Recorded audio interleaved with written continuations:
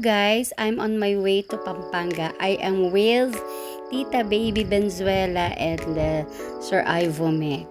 Ayan, una namin dito, tumigil kami dito sa may, kakain muna kami.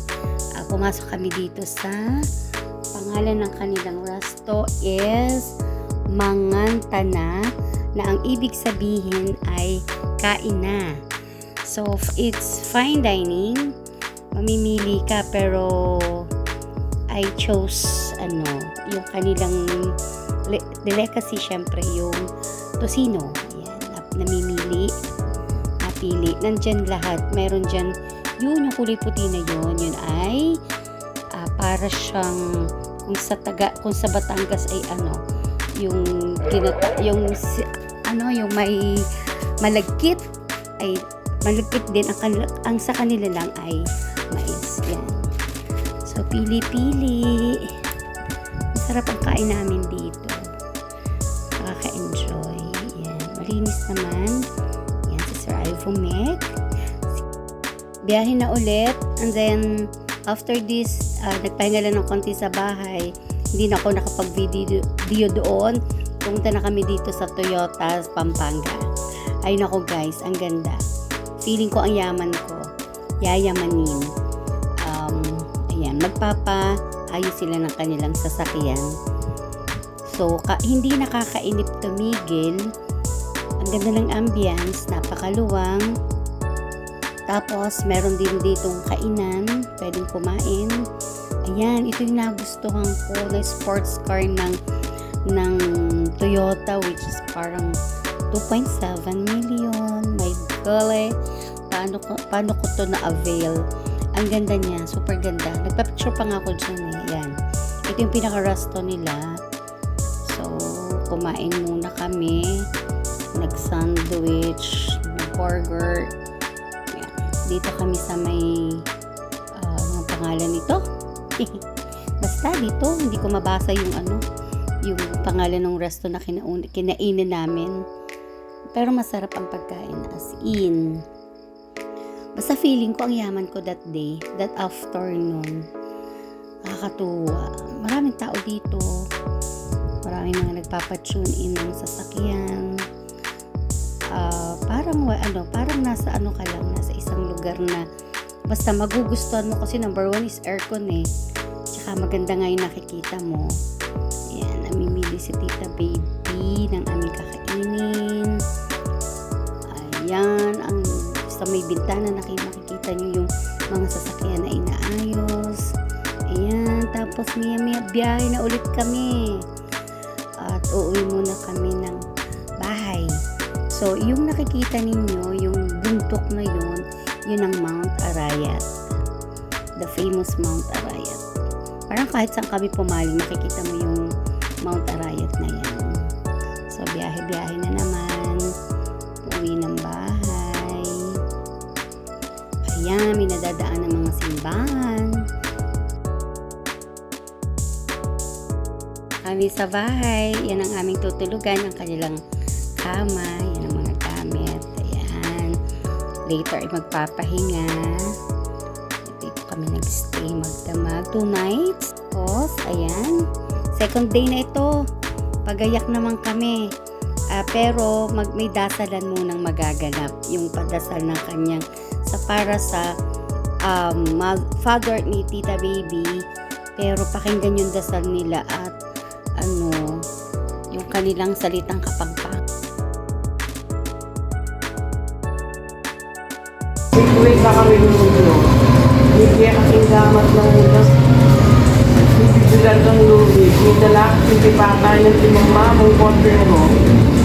Dito ko sarap ng alas kay Paspilato, ang hanggang ni Rodes. Iluran dakat simbong pisak siyang din taong mga laram. Timpaling dakat tikman kapalmuran. May nasugat kakatawang timbatbat.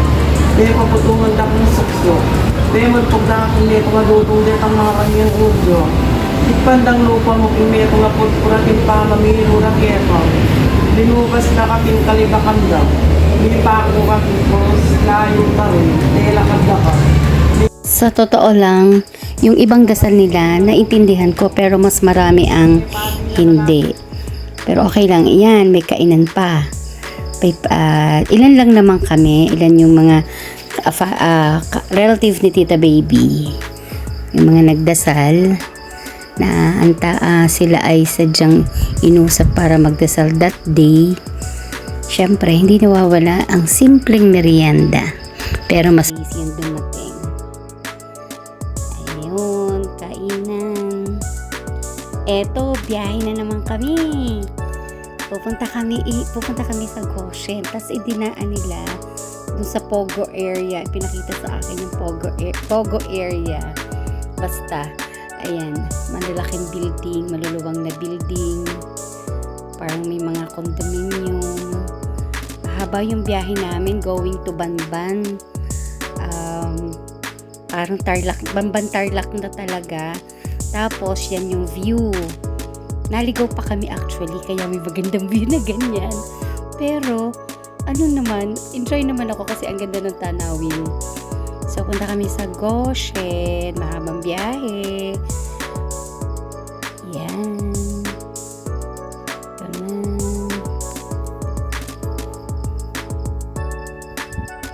Ito na, nandito na kami sa gate. Papasok na kami. Goshen is a hotel and a restaurant. Pero, inside this, surprise. Ang ganda.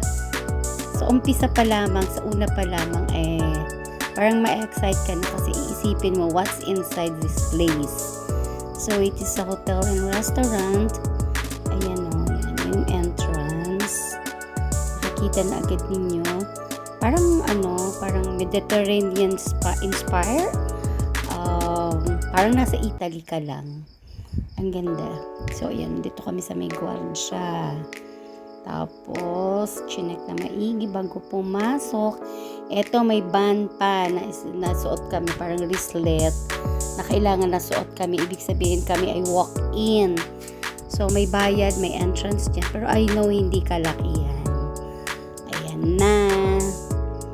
Lalakad na kami. Pupunta na ulit kami. Medyo kailangan sakay talaga kasi malayo pa yung entrance, medyo malayo pa doon sa mismong pinaka-place, pero mag-e-enjoy ka talaga. Ito yung pinaka-lobby nila.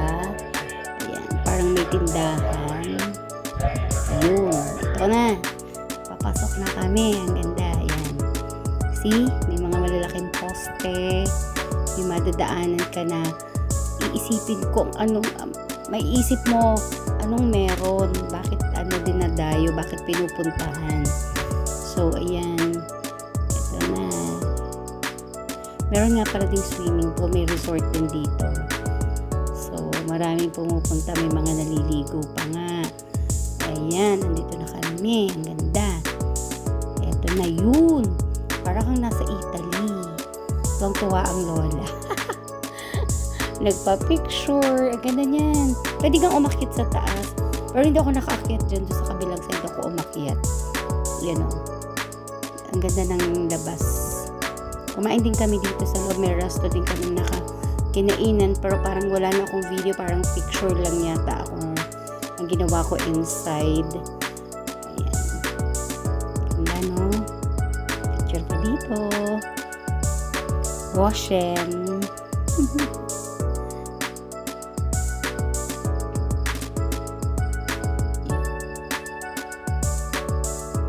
Kami naghahanap ng makakainin dyan.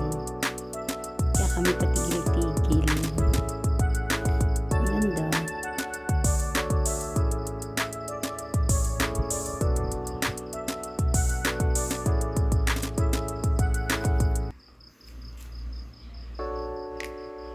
Lagi ako sinasabihan ni Sir Ivomec na mag-picture. Ayan, video ang ginawa niya. Mas nakapabor sa akin. With Tita Baby.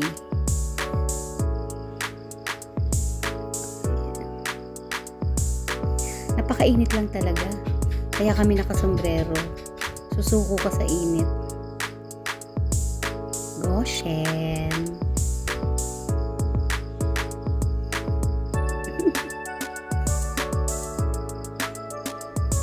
Yan, with the golden lion.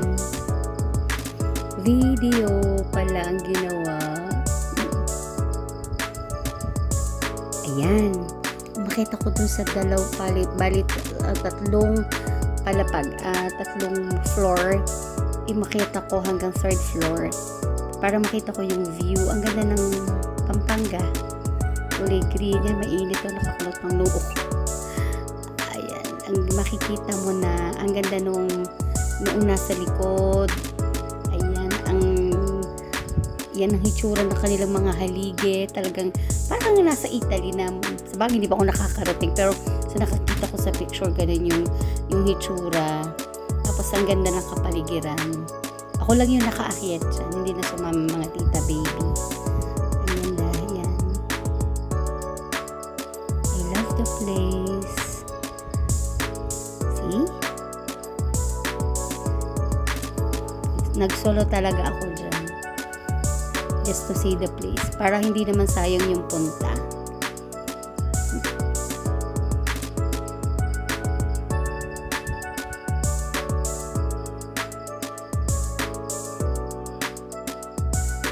We're planning na lumabas na. Uuwi na kami. Kasi pupunta pa kami ng SM Clark.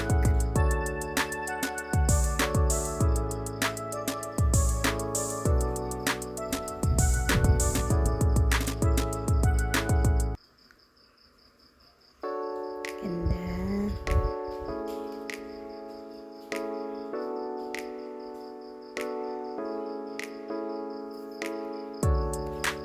Labas na kami ng building na sa Goshen. Ayan. Biyahe na ulit kami pabalik. Then, we are going to SM Clark. SM Clark, Pampanga. Ayan.